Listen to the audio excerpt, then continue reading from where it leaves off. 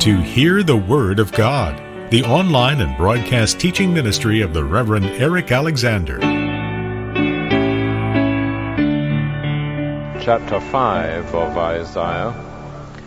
This evening, chapter 5, verse 1, which is divided into two parts. Chapter 5 is first of all a song in verses 1 to 7, and then a series of warnings from verse 8 to the end. Verse 1, I will sing for the one I love a song about his vineyard. My loved one had a vineyard on a fertile hillside. He dug it up and cleared it of stones and planted it with the choicest vines. He built a watchtower in it and cut out a winepress as well. Then he looked for a crop of good grapes, but it yielded only bad fruit. Now you dwellers in Jerusalem and men of Judah, judge between me and my vineyard. What more could have been done for my vineyard that I have done for it? When I looked for good grapes, why did it yield only bad? Now I will tell you what I am going to do to my vineyard. I will take away its hedge, and it will be destroyed. I will break down its wall, and it will be trampled. I will make it a wasteland, neither pruned nor cultivated, and briars and thorns will grow there. I will command the clouds not to rain on it. The vineyard of the Lord Almighty is the house of Israel, and the men of Judah are the garden of his delight. And he looked for justice, but saw bloodshed, for righteousness, but heard cries of distress. Woe to you who add house to house, and join field to field, till no space is left, and you live alone in the land. The Lord Almighty has declared in my hearing, surely the great houses will become desolate, the fine mansions left without occupants. A 4-hectare vineyard will produce only a bath of wine, a homer of seed, only an ephah of grain. Woe to those who rise early in the morning to run after their drinks, who stay up late at night till they are inflamed with wine. They have harps and lyres at their banquets, tambourines and flutes and wine, but they have no regard for the deeds of the Lord, no respect for the work of his hands. Therefore my people will go into exile for lack of understanding. Their men of rank will die of hunger, and their masses will be parched with thirst. Therefore the grave enlarges its appetite and opens its mouth without limit. Into it will descend their nobles and masses with all their brawlers and revelers. So man will be brought low, and mankind humbled, the eyes of the arrogant humbled. But the Lord Almighty will be exalted by his justice, and the holy God will show himself holy by his righteousness. Then sheep will graze as in their own pasture. Lambs will feed among the ruins of the rich. Woe to those who draw sin along with cords of deceit, and wickedness as with cart ropes. To those who say, let God hurry, let him hasten his work so that we may see it. Let it approach, let the plan of the Holy One of Israel come, so that we may know it. Woe to those who call evil good and good evil, who put darkness for light and light for darkness, who put bitter for sweet and sweet for bitter. Woe to those who are wise in their own eyes and clever in their own sight. Woe to those who are heroes at drinking wine and champions at mixing drinks, who acquit the guilty for a bribe, but deny justice to the innocent. Therefore, as tongues of fire lick up straw, and as dry grass sinks down in the flames, so their roots will decay. and their flowers blow away like dust. For they have rejected the law of the Lord Almighty, and spurned the word of the Holy One of Israel. Therefore the Lord's anger burns against his people. His hand is raised, and he strikes them down. The mountains shake, and the dead bodies are like refuse in the streets. Yet for all this, his anger is not turned away. His hand is still upraised. He lifts up a banner for the distant nations. He whistles for those at the ends of the earth. Here they come, swiftly and speedily. Not one of them grows tired or stumbles. Not one slumbers or sleeps. Not a belt is loosened at the waist. Not a sandal thong is broken. Their arrows are sharp. All their bows are strung. Their horses' hoofs seem like flint. Their chariot wheels like a whirlwind. Their roar is like that of the lion. They roar like young lions. They growl as they seize their prey and carry it off with no one to rescue. In that day they will roar over it like the roaring of the sea. As if one looks at the land, he will see darkness and distress. Even the light will be darkened by the clouds. Now, if we look back over the early chapters of Isaiah, which we've already studied in 2 other evenings, we obviously would recognize that chapters 1 to 5 are often described as introductory chapters or oracles of Isaiah. Chapter 1 provides us in many ways with an introduction, a general introduction to the book as a whole. Chapters 2 to 4 provide us more specifically with a contrasting picture of what Israel is called to be by God, and by contrast what she has turned out to be in terms of her history. Now, chapter 5 brings us back to reinforce the truth of the present condition of God's people, and it really is in these 2 parts that I pointed out to you. First, a song about Judah, and secondly, a warning to Judah. Throughout the whole of Isaiah, you get this kind of double picture of, on the one hand, what God has called his people to be, his purpose for them, his intention in choosing them and drawing them to himself, and then what they have in fact become. Now here in chapter 5, we are really dealing with this second emphasis, what God's people are in fact now, which in so many ways breaks God's heart. That's why the first part of chapter 5, I think, is in a poetic form. It's a kind of lament that God is singing, a lamentation about the condition of his people. It's in many senses a parable, and you will notice how the people of Israel are likened in the way parables do to a vineyard.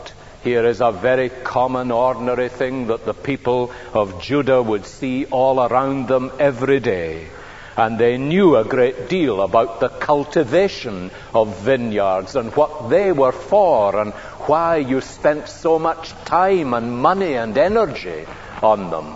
And God comes to them now to sing a song about his vineyard. What is his vineyard? His vineyard is the people of Judah.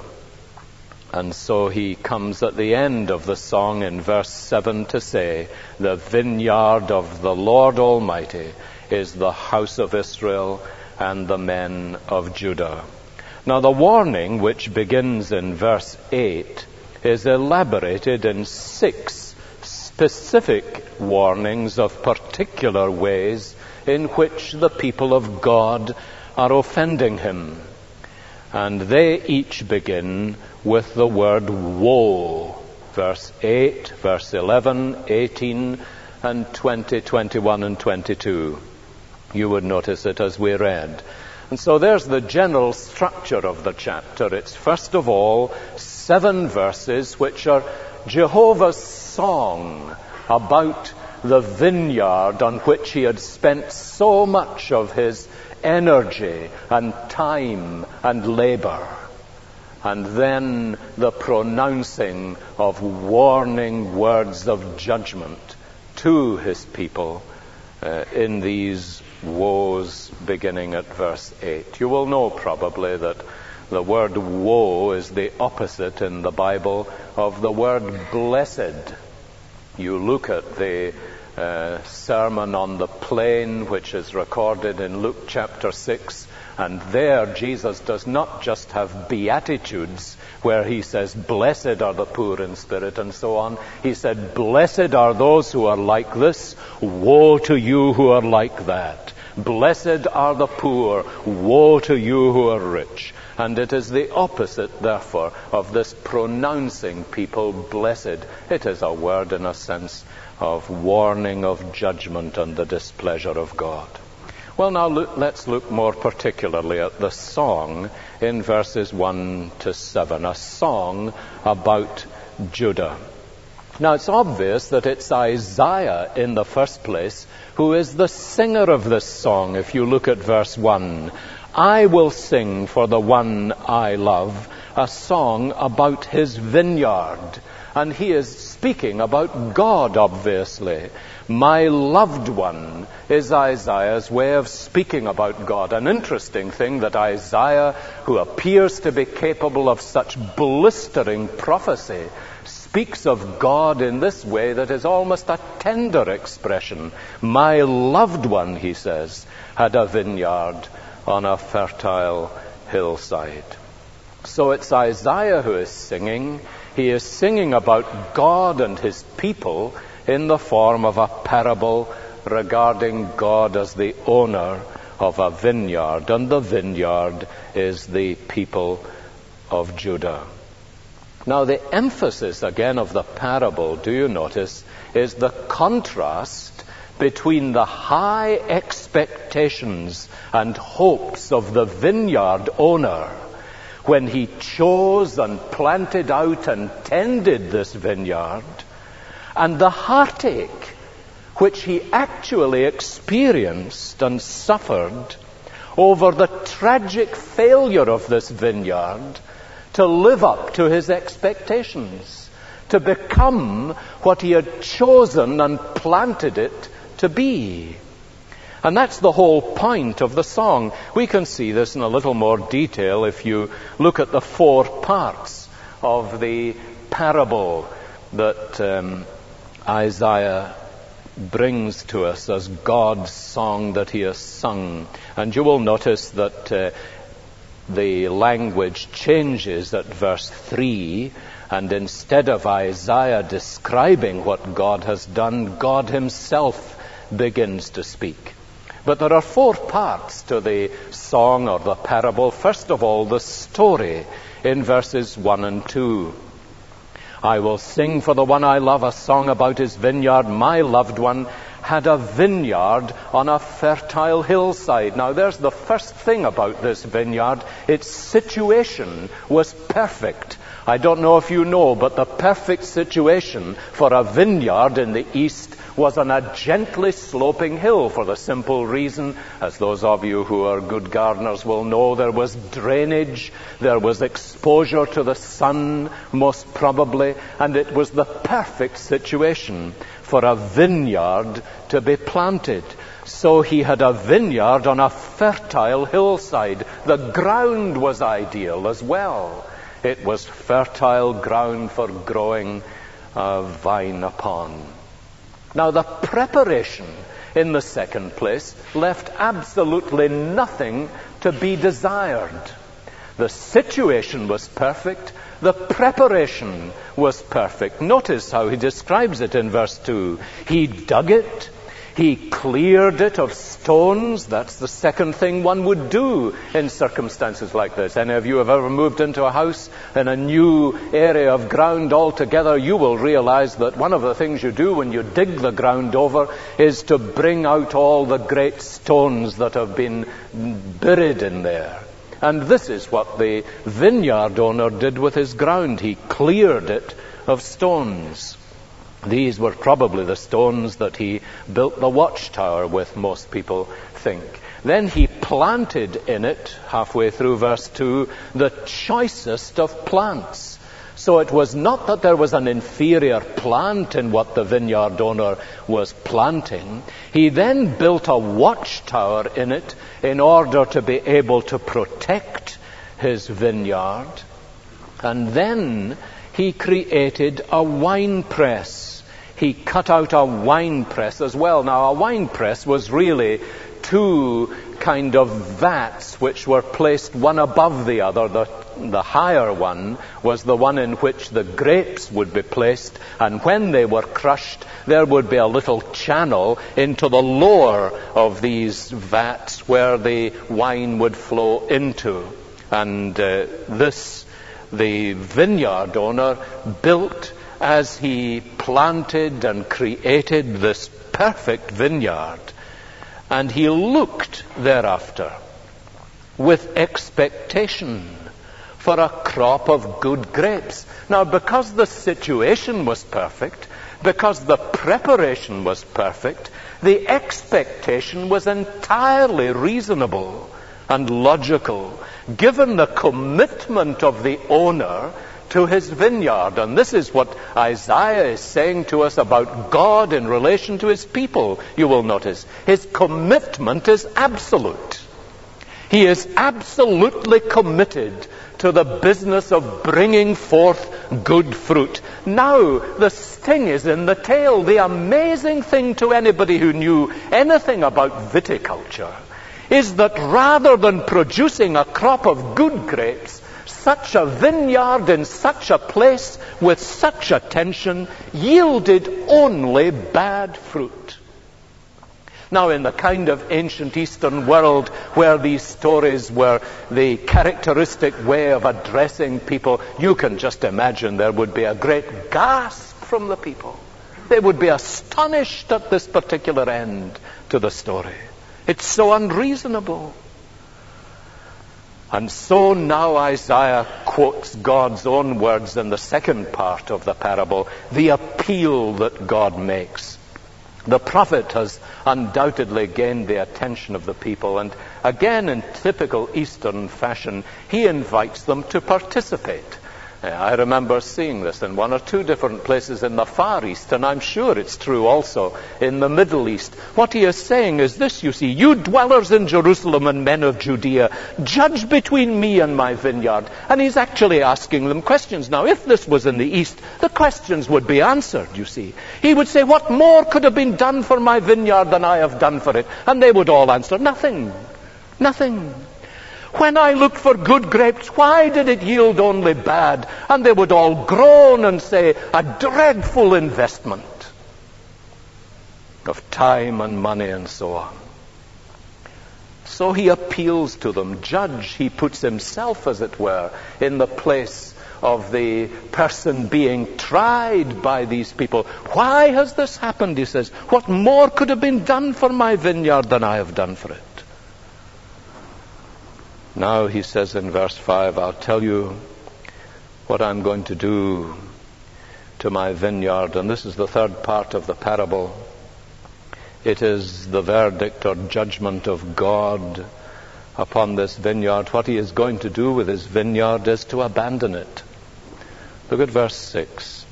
I will make it a wasteland, neither pruned nor cultivated, and briars and thorns will grow there. But not only is he going to abandon it, you know the picture of the abandoned garden or the abandoned piece of ground, or if you've ever been in a part of the world where there are vineyards, you can see abandoned vineyards which are overgrown with every kind of weed and thistle. But what he is going to do is to hasten and assist the destruction of the vineyard. Notice verse 5. I will tell you what I'm going to do to my vineyard. I will take away its hedge, and it will be destroyed. That probably is a hedge of thorns to prevent marauding animals. I will break down its wall, and it will be trampled. I will make it a wasteland, neither pruned nor cultivated. And in the last phrase of verse 6, I will command the clouds not to rain on it. So it's obviously God who is speaking, because only God could thus command the clouds and hold back the rain and create total judgment on this vineyard. And finally, the explanation of the whole parable is in verse 7. The vineyard of the Lord of hosts, the Lord Almighty, is the house of Israel, and the men of Judah are the garden of his delight. He looked for justice. Now, this is highly poetic, and there is no way of translating what the effect that there is here. If you listen to it in the Hebrew, he looked for justice but saw bloodshed, for righteousness but heard cries of distress. What Isaiah is saying is, he looked for mishpat but found mishpach. He looked for tzedakah, righteousness, but found se'aka, a cry. And there is a strong sense of the dramatic way in which God is looking for one thing and finding another. They are presenting to him something that might be a substitute for what he is looking for.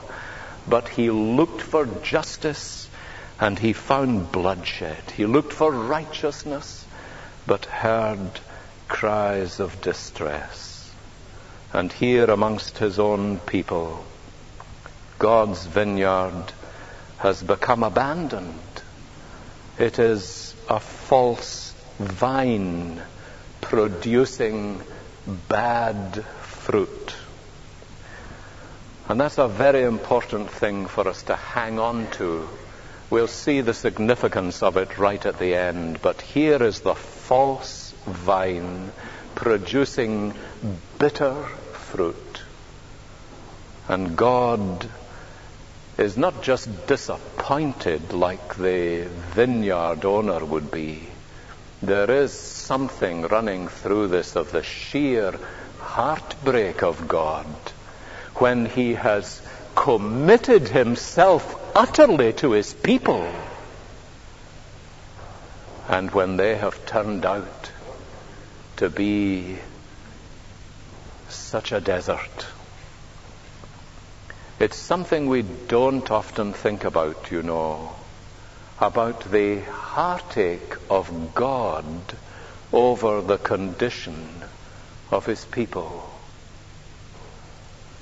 I suppose the parallel to it is in our own experience, and so many people have had this experience of having committed themselves utterly to their own children, and then discovering that their lives have become a barren wasteland. I suppose there are few things more heartbreaking for me to sit down with parents who are saying precisely that kind of thing. But my dear friends, I never come away from that situation.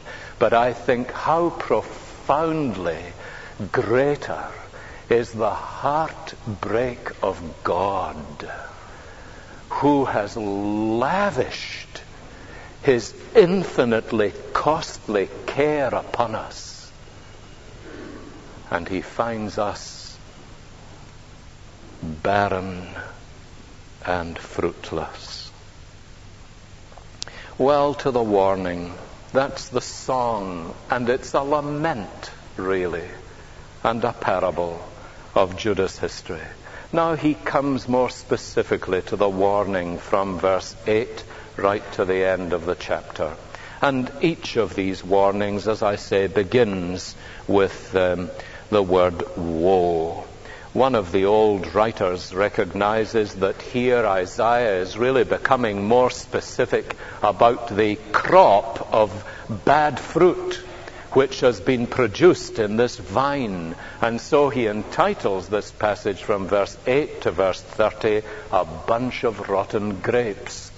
A very good description in many ways, although perhaps not terribly cultivated for us, but a bunch of rotten grapes. And cluster number 1 is in verses 8 to 10. And it is the fruit of greed in this kind of life, where they have refused the commitment to God which He has had to them.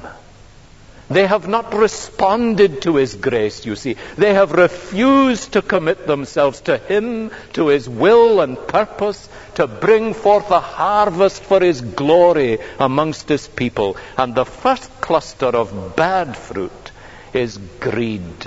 Notice it in verse 8. "Woe to you who add house to house and join field to field, till no space is left and you live alone in the land." Now that really is a picture of the extremely wealthy in the nation who dispossessed the poor out of their particular holding of land or of houses in order to extend their own wealth. They were extremely wealthy, but characteristic of what sometimes that does to people, they were never satisfied with it. So they joined land to land and they joined house to house. Now you get illustrations of this not just in Judah's history, but in Scottish history.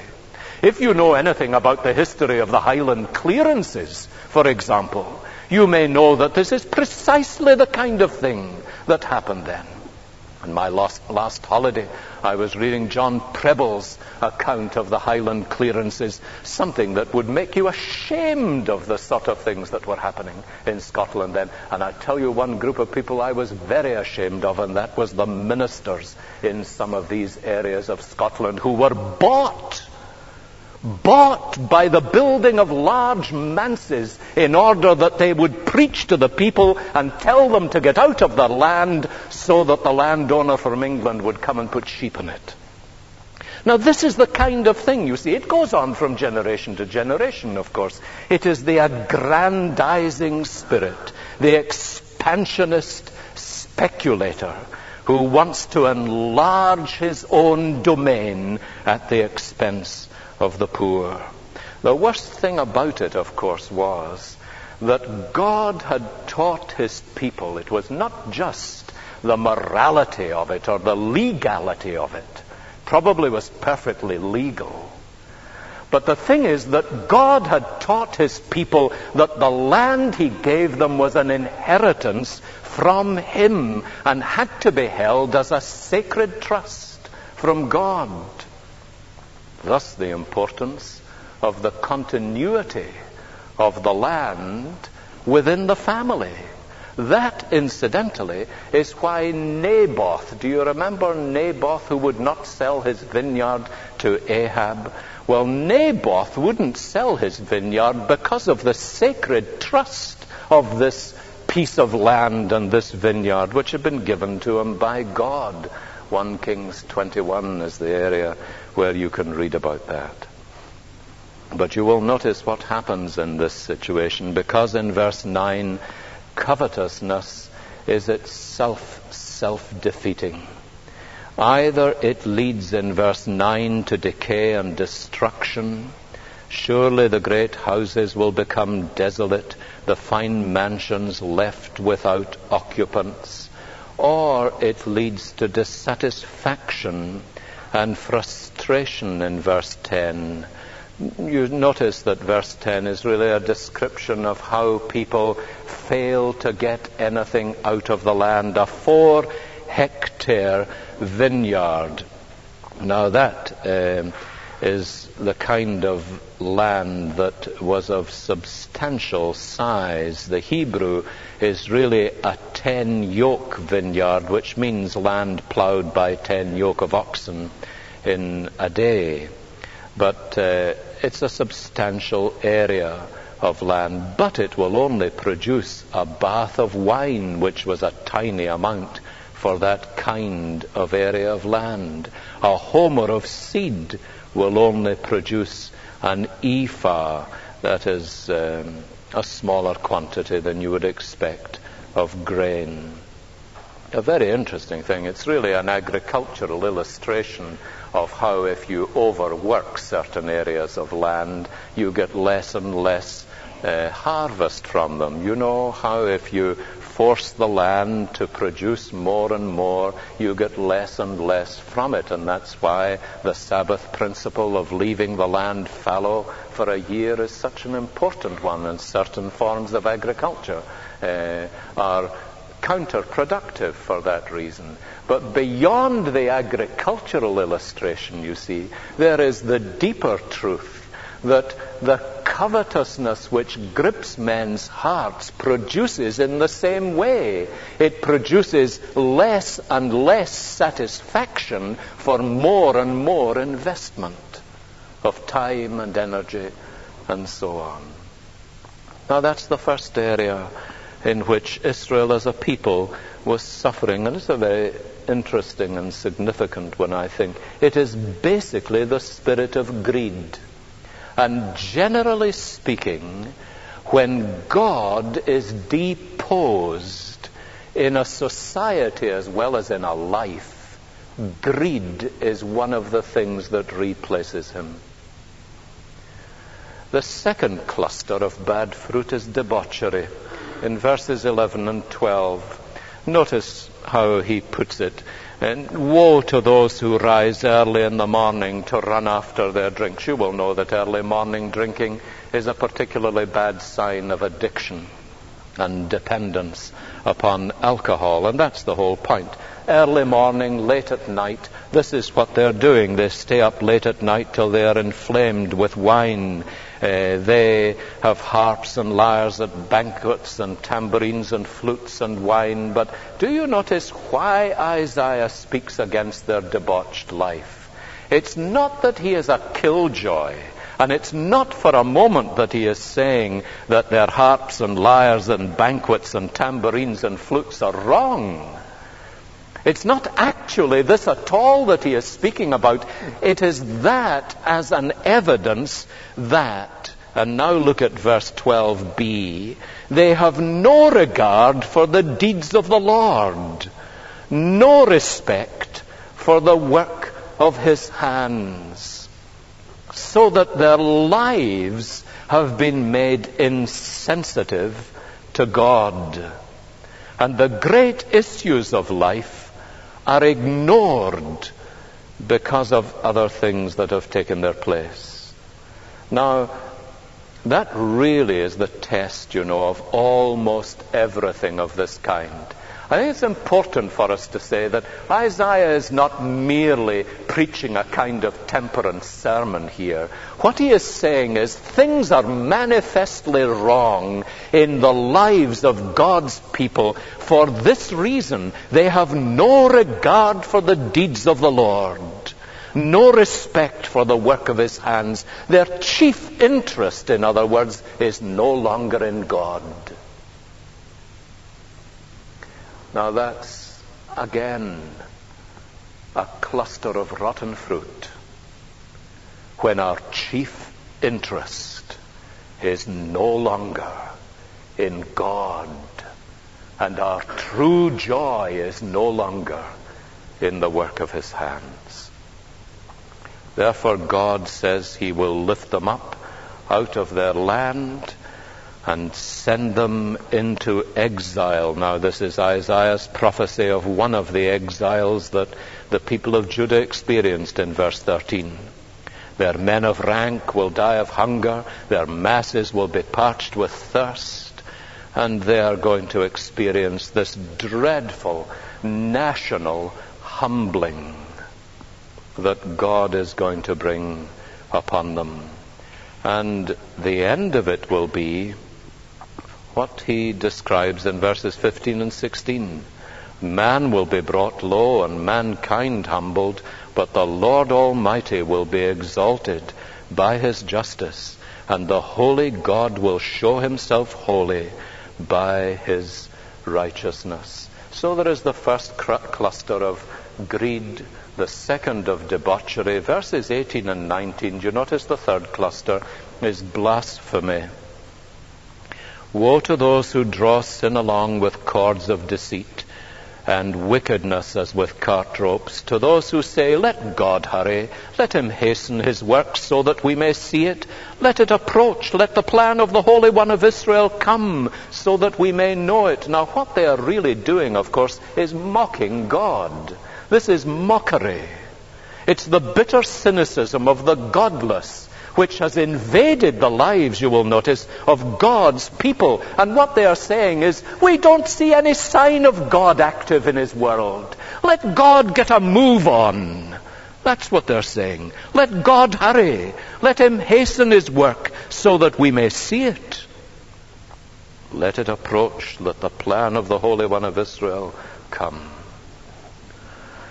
When I was reading that today, I was reminded of a friend of mine who told me about an occasion he was standing in Hyde Park, at Hyde Park Corner, you know, where on a Sunday afternoon everybody and anybody gets up to speak, and there are usually a number of religious speakers of one sort or another.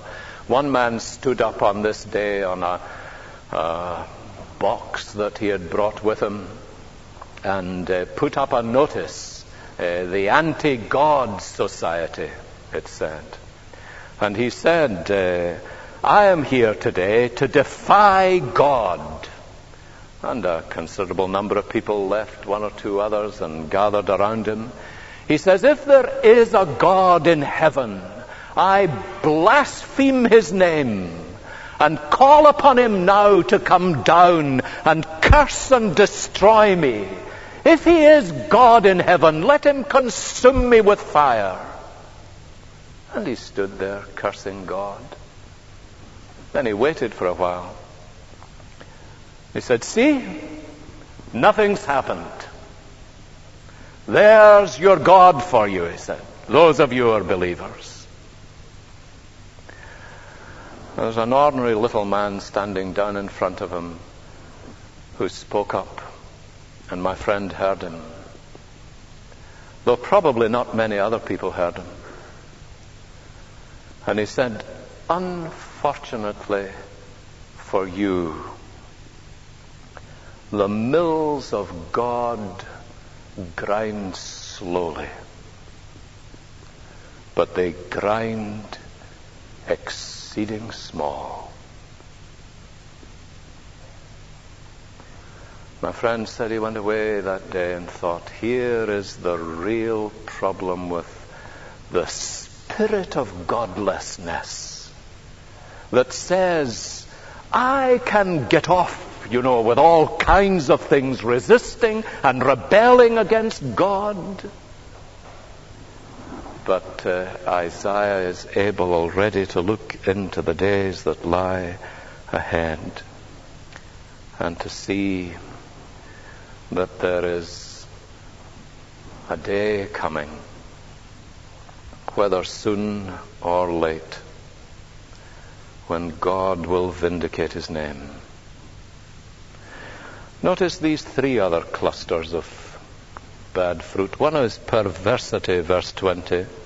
Woe to those who call evil good and good evil, who put darkness for light and light for darkness, and who put bitter for sweet and sweet for bitter. That is, those who have become so perverse in their mind and thinking and spirit that they actually describe good as evil and evil as good, and regard light as darkness and darkness as light, and sweet as bitter and bitter as sweet.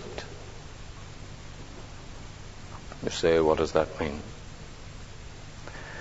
Well, I suppose the most modern illustration I can think of it is something that was in all the papers a number of years ago, long enough ago for some of us to have forgotten all about it, when D.H. Lawrence's novel, Lady Chatterley's Lover, was publicly tried in the court in London as they attempted to get it stopped.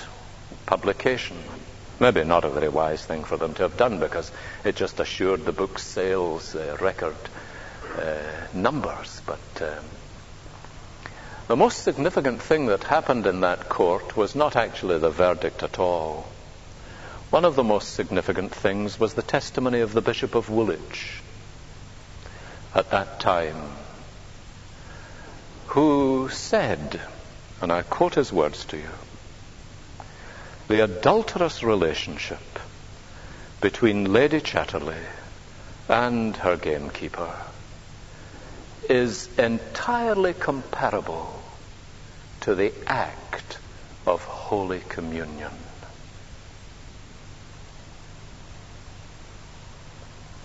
Well, that's in the legal record. That's something he really believed, too. Bishop of Woolwich is a very genuine man. But it's precisely what Isaiah is talking about. It's not ancient history in Judah, you see. Woe to those who call evil good and good evil, who put darkness for light and light for darkness. Notice the next cluster is arrogance, verse 21. Woe to those who are wise in their own eyes and clever in their own sight. That is, who know better than God.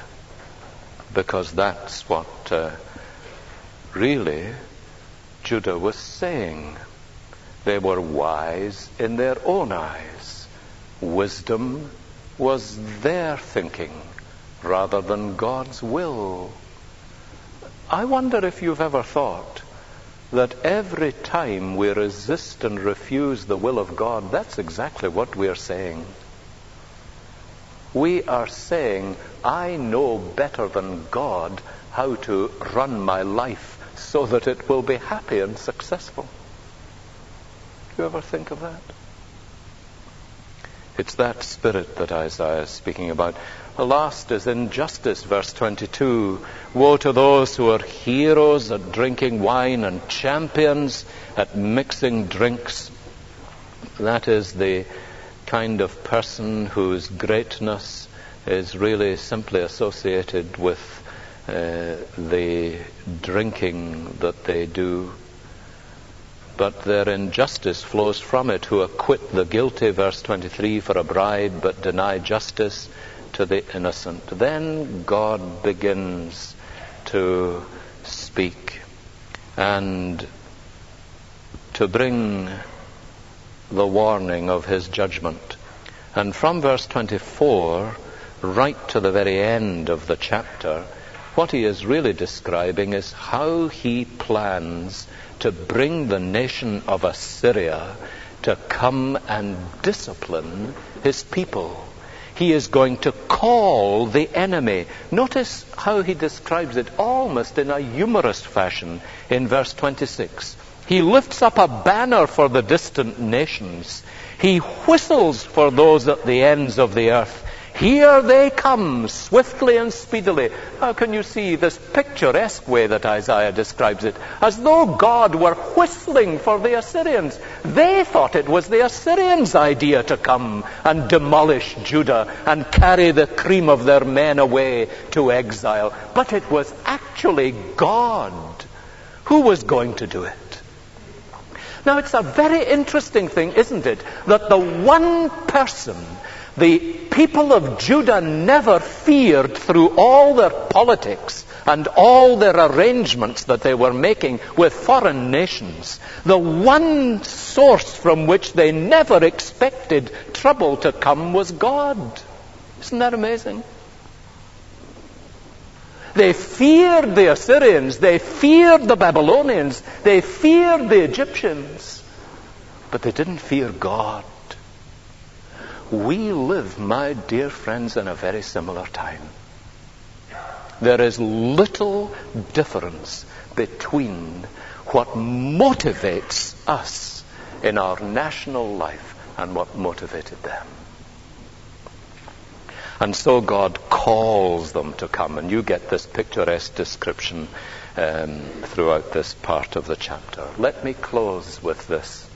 This is a description of the vine that failed. It was a bad, rotten crop of fruit that was produced. But God's purpose in choosing and planting a vine was not ultimately to be frustrated. And God marched through history from this time right down through the years before the coming of Christ with his heart set upon the production of the fruit that he had set his heart on from his people. And whereas here is the vine that has failed, history waits until the day when there comes from the lips of one who arose out of the tribe of Judah and said, I am the genuine vine. My Father is the husbandman. Every branch in me that bears fruit, he prunes it that it may bring forth more fruit. He is absolutely committed to this business of producing the fruit that he has set his heart on from before the foundation of the world. And it is when we are joined to the Lord Jesus Christ that we discover that new fruit of the Spirit beginning to be produced in our lives. There is no other answer to this. There is no other answer to the decay and failure of the old vine but the Lord Jesus Christ and our being grafted into him by personal union. That's how the situation changes. That's how it changes personally. That's how it changes nationally. And it is in Jesus that Isaiah's plaintive song is answered. You're listening to Hear the Word of God with the Reverend Eric Alexander, a minister in the Church of Scotland for over 50 years. To access more Bible teaching from Reverend Alexander, visit hearthewordofgod.org, where your generous contribution will help us sustain and grow this ministry. That's hearthewordofgod.org. You could choose instead to mail a check to this address, 600 Eden Road, Lancaster, Pennsylvania, 17601. Or call 1-800-488-1888. This program is a presentation of the Alliance of Confessing Evangelicals. I'm Mark Daniels. Thank you for listening. Please join us again next time for Eric Alexander and Hear the Word of God.